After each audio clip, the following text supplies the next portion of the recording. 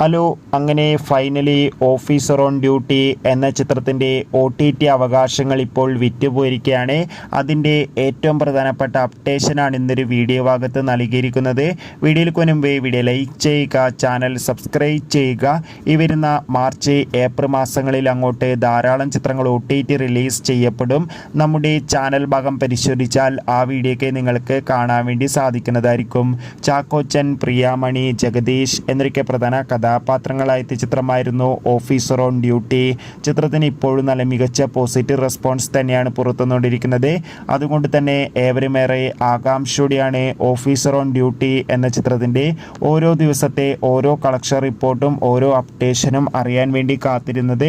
ചിത്രത്തിന് മികച്ച കളക്ഷൻ തന്നെയാണ് ഇപ്പോഴും പുറത്തുവന്നുകൊണ്ടിരിക്കുന്നത്. ഇപ്പോഴത്തെ ചിത്രത്തിൻ്റെ OTT അവകാശങ്ങളൊക്കെ നെറ്റ്ഫ്ലിക്സ് എന്ന OTT പ്ലാറ്റ്ഫോം സ്വന്തമാക്കിയെന്ന് കൺഫേം ആക്കിയിട്ടുണ്ട്.